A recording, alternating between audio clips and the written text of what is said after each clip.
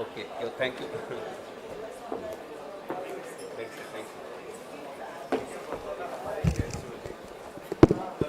Okay, so I'm sorry I'm coming between you and the dinner. So my talk will be just 10 minutes, so please bear with us. And after the fantastic talks, especially by Aditya Pal Barlia, my talk will be very, very simple. So I'm feeling a bit smaller, no? But I'll try to make it like, fast. So basically we have done a study on diosmin, vinusmin, and it was a study for efficacy and safety of diosmin with tranexamic acid and mefenamic acid. So in AUB. So you may think, oh, AUB is also a topic, but let me tell you, if someone has got AUB, then definitely she has a lot of problem and she can be really in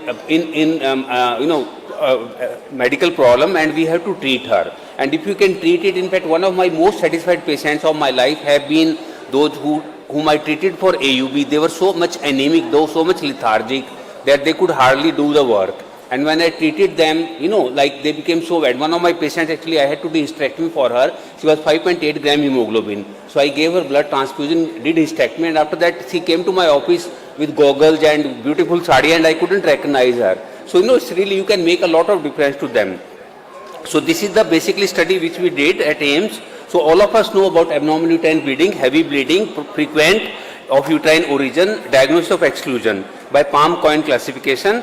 As per, so all of you know about Palm-Cohen, polyp, adenomyosis, leiomyoma, malignancy, Cohen coagulopathy, ovarian dysfunction, endometrium, iatrogenic and not otherwise classified. So basically most of it is ovulatory AUB, and this is the bleeding can be because of decreased venous tone, increased capillary fragility, increased capillary permeability, and increased PGE2 secretion. So these are the various treatment which we give them. Non-hormonal are the first treatment, and later on we can give hormonal and ultimately surgical treatment, of course. So in this case, like mefenamic acid traditionally has been used as NSAID, and then we can use tranexamic acid also is popular these days. We can use the combination also. And diosmin, we know it's a pharmacological action, has phlebotomic action, anti-edema, vasoprotective and anti-inflammatory action. It improves venous tone, decreases the local endometrial prostaglandin, PGE to F2 ratio, and it improves the lymphatic drainage, capillary fragility, this thing. So these are the all actions of diosmin. It increases the capillary resistance, improved venous tone, decreases PG secretion, so decreased vasodilatation, less blood loss. It improves the lymphatic drainage also. So all those methods which are causing abnormal uterine bleeding, capillary fragility, etc., that is reduced by diosmin or vinusmin. So these are the various studies we have proven the efficacy of other drugs as well as diosmin. So in the present study, basically we took 100 patients in each group, but after a loss to follow up, we had 92 patients in group where we gave vinusmin 900 mg 5 days prior to expected date. So that means the patient were given 900 mg of diosmin 5 days prior to period, then during the period. So total about like 10 days or so. Other group was given only tranexamic and mefenamic acid, and we then followed these patients up. For about 1.5 years we did the study. After excluding the exclusion criteria, we did the PBAC score on all of them, and detailed history taking menstrual blood loss, ruled out the other this thing, and physical activity, large blood stains. So all of you know about PBAC score, so like we did in this study, and then so these are the results we found. So the group where we used only tranexamic and mefenamic acid, there were 21% reduction in blood loss. But with addition of diosmin, we could reduce by -48. So it was 0.02 p-value.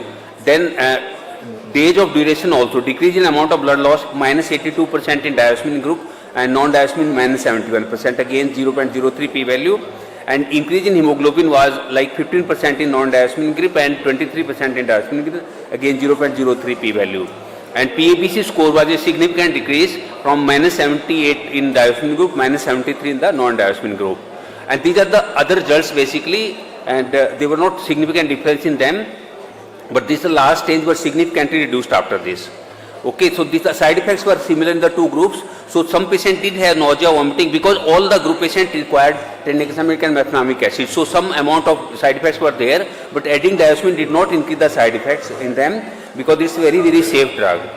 So adding flavonoid, diosmin, vinusmin starting 5 days before onset of menses and during the menstrual period, so total 10 days period, along with traditional tranexamic and mefenamic acid for 3 consecutive cycles, associated with significant improvement in hemoglobin, decrease in PBSC score, and significant reduction in amount and duration of menstrual blood loss without any extra adverse effects. So this paper has been now published in Journal of Midlife Health, which is a PubMed Index journal, and it is in the public domain.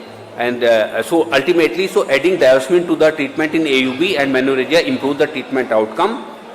So this is the home. So I mean, we are using tranexamic and mefenamic acid. In addition to that, we can add diosmin to these patients. And like one of my patients was, she was having bleeding. So I looked into her eyes and said, "Are you having heavy menstrual bleeding?" And this patient, like she was so impressed that this doctor can look AUB by looking through the eyes. So they can really be very helpful. So thank you very much. Thank you. Thank you.